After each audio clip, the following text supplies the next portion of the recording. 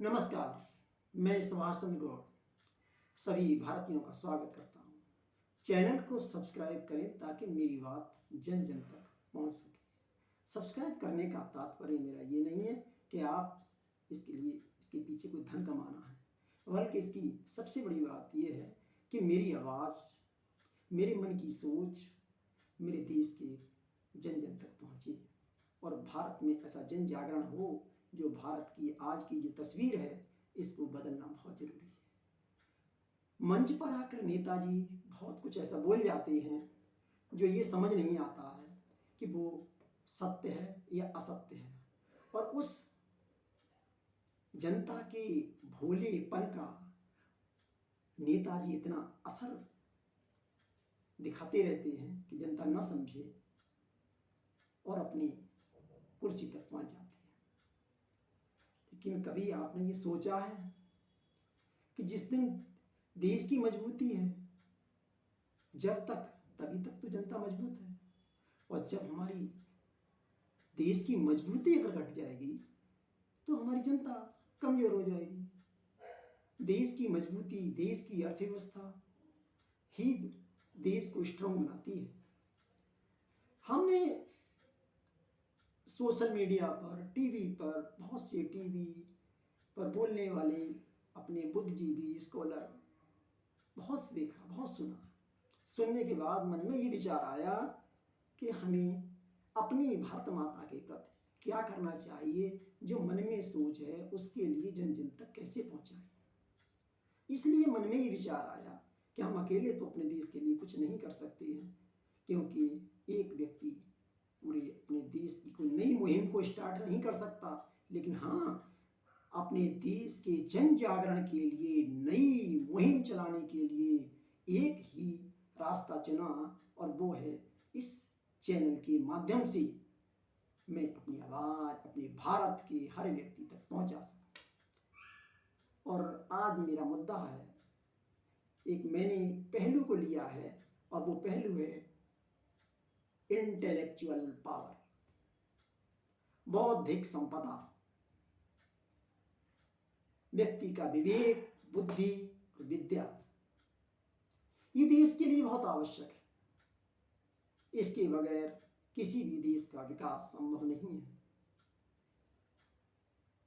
Intellectual power का या बौद्धिक संपदा का जहां जिस क्षेत्र में, जिस देश में स्थान नहीं मिलता है, वहां कोई स्थायी विकास या दूरगामी परिणाम प्रगति के नहीं आ सकते। मैं ये समझता हूं, सत्ता तो ली जा सकती है, सत्ता पर भीड़ तंत्र के माध्यम से वोटों को प्राप्त करके पहुंचाया जा सकता है सत्ता तक उन नेताओं को। लेकिन वो सत्ता पर जाने के बाद वो नेता, वो शासक ना तो अपने देश के लिए कुछ कर सकता है, और ना ही वो अपने भीड़ तंत्र को कुछ कर सकता है, जब तक कि इंटेलेक्चुअल पावर आगे निकलकर देश को प्रगति की ओर न ले जाए। बगैर इंटेलेक्चुअल पावर के कोई भी विकास संभव नहीं। हम ये देख रहे हैं, इससे इतने लॉस हैं, जो इंटेलेक्चुअल पावर को नजरअंदाज किया जा रहा है। ऐसी स्थिति में हम सबका दायित्व है, हम उठें, जागें और अपनी इस जो राजनीति है इसको समझें, और जिसको जो सच्चाई मालूम हो वो सच्चाई का जन जागरण तक पहुंचाने को प्रयास करें, ताकि हम सब एक दूसरे की बात को समझें और हम एक होकर अपने देश के लिए एकता की मुहिम में शामिल हों। इंटेलेक्चुअल पावर को हमारी भारतीय सरकारें जैसे जैसे दिन पर दिन नजरअंदाज करती जा रही हैं, और उसका सबसे बड़ा एक ही कारण है कि जो इंटेलेक्चुअल पावर है उसकी संख्या इतनी नहीं है, और भारत के शासन को चलाने के लिए, सत्ता पे जाने के लिए उन्हें भीड़ तंत्र की आवश्यकता है। लेकिन लेकिन ये भीड़ तंत्र से दोस्तों देश नहीं चलता है।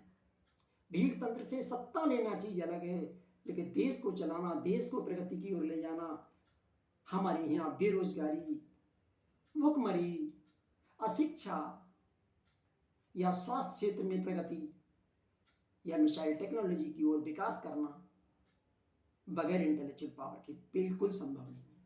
वो राजा निरर्थक है, वो झूठा है, मक्कार है, जो इंटेलेक्चुअल पावर पर ध्यान न देकर केवल अपनी सत्ता पर बैठ जाता है और ये सोचता है कि मैं किसी भी जुमले के माध्यम से जनता को बेवकूफ बनाकर सत्ता तक आ जाऊंगा। ये कब तक आ जाएगा? नहीं, हमें सबसे आदरणीय, सबसे सम्मानीय वही राजा हमारे देश के लिए अच्छा हो सकता है जो हमारी इंटेलेक्चुअल पावर को समझे और इंटेलेक्चुअल पावर पर ध्यान दे कि भारत इंटेलेक्चुअल पावर के माध्यम से ही विश्वगुरु बनाया जा सकता है। भीड़ तंत्र से विश्वगुरु नहीं बन सकता, भीड़ तंत्र से भारत का विकास नहीं हो सकता। इसकी सबसे बड़ा लॉस अनेक बैठते हैं, जिसकी इन लॉस के विषय में मैं आपसे बता रहा हूं और इसके निदान के विषय में भी मैं आपसे बात करना चाहता हूं। आप सुनिए, भारत एक ऐसी कंडीशन में खड़ा है कि वो पूरी वर्ष के वर्ष इलेक्शन के जाल में फंसा रहता है। वो इलेक्शन ही इलेक्शन में लगा रहता है। जो नेता, वो पार्टी, न पार्टियों की संख्या ऐसी है जो एक बार में फिक्स कर दी जाए और ना ही नेतागिरी में नेताओं की संख्या है जो फिक्स कर दी जाए कि अब इससे ज़्यादा इस क्षेत्र में लोग बढ़कर नहीं आएंगे और या ऐसा ना करके अपने काम में लग जाएंगे, नहीं करते। इससे हमारे भारतीयों का समय भी खूब बर्बाद होता रहता है और हमारे देश की जो धन संपदा है वो भी सिलेक्शन के खर्चे में लगती है। ऐसी कंडीशन में हम सबका ये दायित्व है कि हम इंटेलेक्चुअल पावर की लड़ाई लड़ें, भारत की बौद्धिक संपदा की लड़ाई लड़ें। हम उस राजा को पसंद करें जो राजा भारत की बौद्धिक संपदा की रक्षा कर सके और इलेक्शन का एक ऐसा रूप तैयार करे जो कम से कम पैसे में, कम से कम समय में इलेक्शन प्रणाली को पूरा किया जा सके। जब तक हम इलेक्शन के जंजाल से नहीं निकल पाएंगे तब तक हम उसी में लगे रहेंगे। कोई भी कार्य हो, अधिक समय में भी हो सकता है, कम समय में भी हो सकता है, अधिक खर्चे से भी हो सकता है, कम खर्चे से भी हो सकता है, लेकिन हाँ, ईमानदारी दर्शनी चाहिए, सच्चाई दर्शनी चाहिए और वो उसके लिए मेरा विचार, मेरी सोच और मेरा आंकड़ा ये सिद्ध करता है कि आज भारतवर्ष में जितना समय लगता है, जितना पैसा लगाया जाता है, इसके लिए इतने धन की आवश्यकता है, ना इतनी समय की आवश्यकता है। मात्र आज के खर्चे से तुलना करें, आज के खर्चे से और मेरे द्वारा अपनी सोच के हिसाब से, तो मात्र 10% पैसे में एक स्टेट का इलेक्शन एक दिन में कराया जा सकता है और शाम को उसका रिजल्ट भी डिक्लेयर हो सकता है, बशर्ते देश में इंटेलेक्चुअल पावर के लिए, बौद्धिक संपदा के लिए हमारे देश की राजनीति समर्पित हो जाए। उसके मन में सत्ता से चिपकने की आदत ना होकर देश को कुछ सोचने की आदत हो जाए, वो भ्रष्टाचार मुक्त बैठे। ऐसा राजा ना हो जो भ्रष्टाचार में लगा रहता हो, जिसके लिए धन की लोलुपता उसे सताती रहती हो। तो 10% में ये इलेक्शन हो सकता है। जिस माना उत्तर प्रदेश एक एक महीने इलेक्शन को लग जाता है, पूरे उत्तर प्रदेश का इलेक्शन एक दिन में निपटाया जा सकता है और शाम को रिजल्ट डिक्लेयर हो सकता है। ये मेरे अपने मन का विचार है, और मेरे मन का विचार ही नहीं, ये मेरे माइंड की उपज भी है, देश के काम आ सकती है। लेकिन क्या देश की राजनीति इस बात को स्वीकार करेगी? मत करो। इस मुहिम के लिए जनता की सहयोग की जरूरत है। जन जागरण तक सूचनाएं पहुंचाई जाएं। कभी न कभी ऐसा जरूर आएगा कि कोई ऐसा राजा सत्ता पर बैठेगा जो देश को समर्पित हो, जो राष्ट्रभक्त हो, तभी तो राष्ट्र के कल्याण की बात सोचेगा। जब हम ये देखते हैं कि सेकेंड वर्ल्ड वॉर में अमेरिका सबसे सर्वोपरि निकल के आया, भारत को खूब लूटा गया अंग्रेजों के द्वारा, लेकिन इसके बावजूद भी क्या है, आप देखिए, अमेरिका के $1 के बराबर हमारे भारत का ₹1 था सन 1947 में, 1947। बताएं आज क्या पोजीशन है?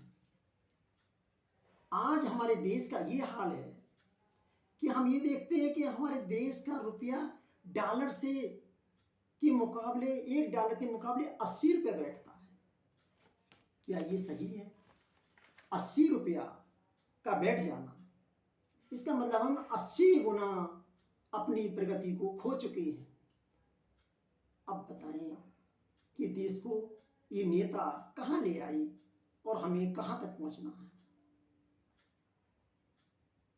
इनके लिए सत्ता की लोलुपता इतनी सताती है कि ये भीड़ तंत्र को बढ़ाकर, जुमलाबाजी सुना कर, वसुधैव कुटुंबकम का उदार आके स्टेज पे बोलते हैं, उदार चरितानाम वसुधैव कुटुंबकम।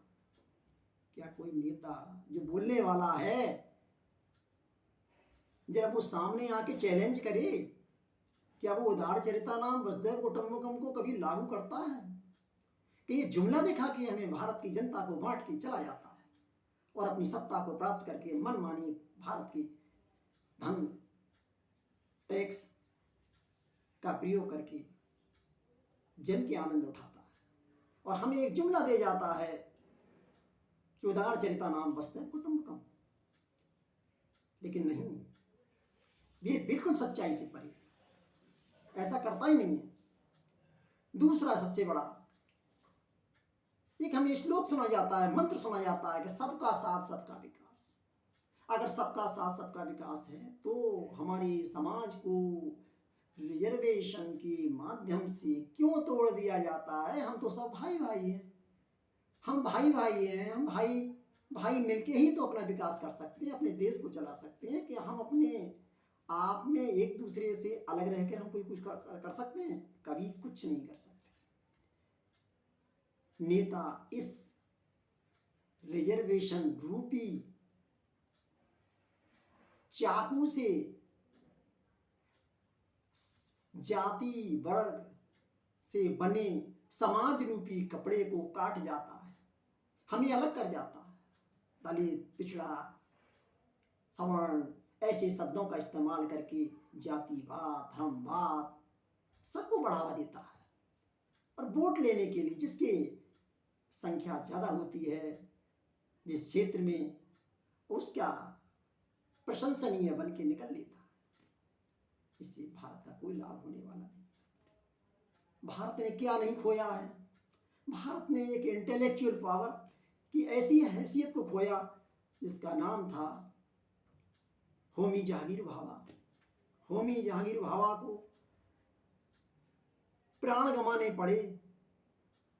क्या किसी राजा ने ये सोचा कि उनकी ये जांच होनी चाहिए और उनकी सुरक्षा के लिए कुछ सोचा कि हम उनके लिए क्या करें? नहीं।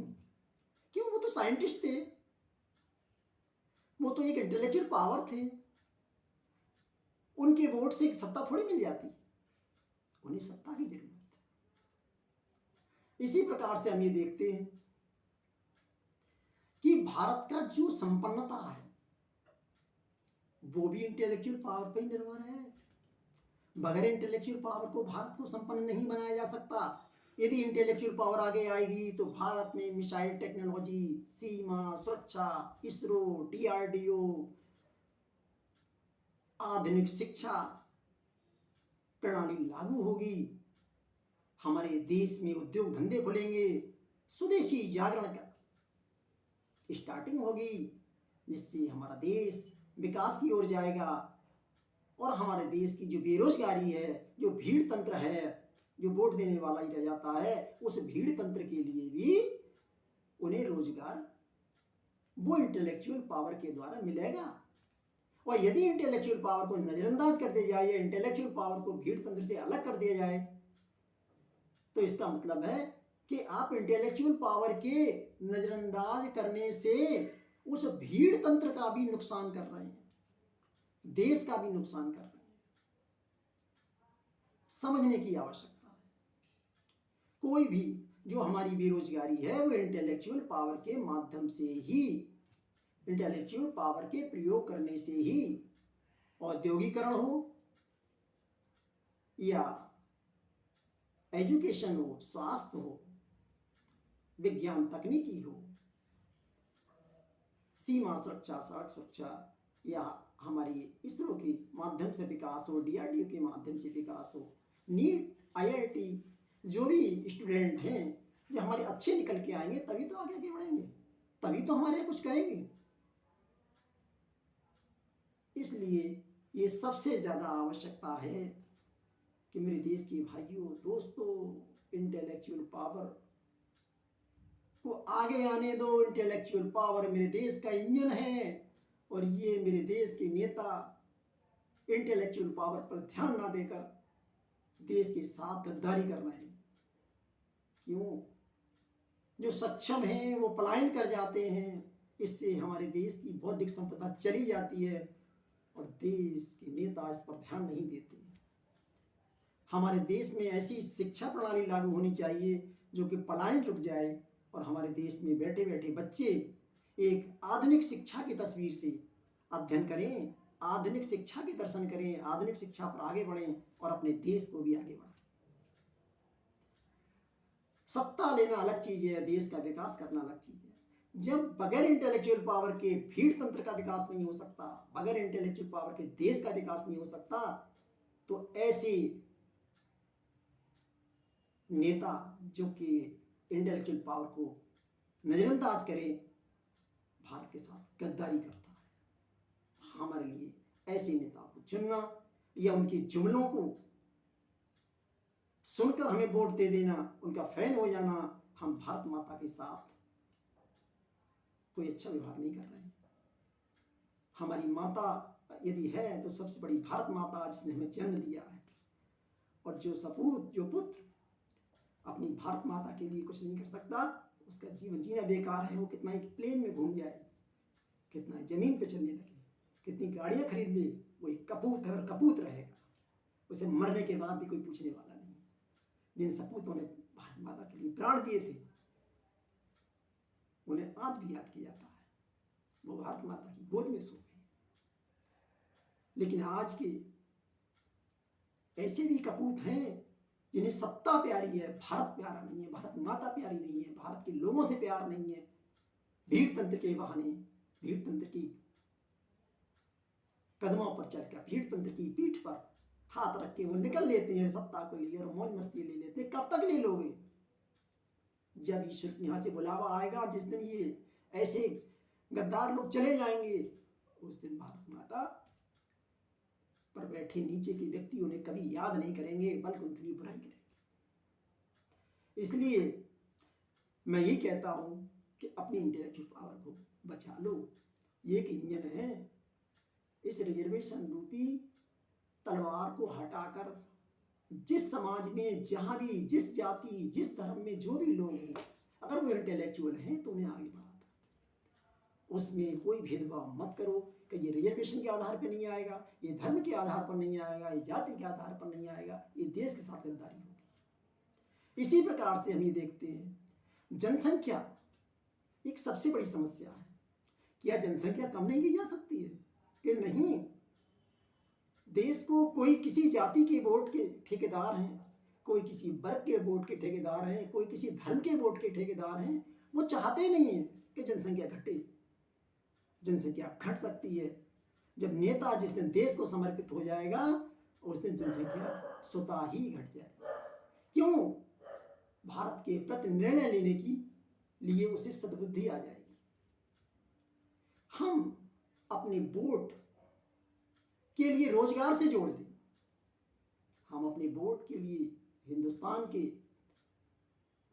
उन सारी सुविधाओं से जोड़ दें, तो व्यक्ति अपने आप मजबूर हो जाएगा, जब वोट डालने की औकात से हट जाएगा।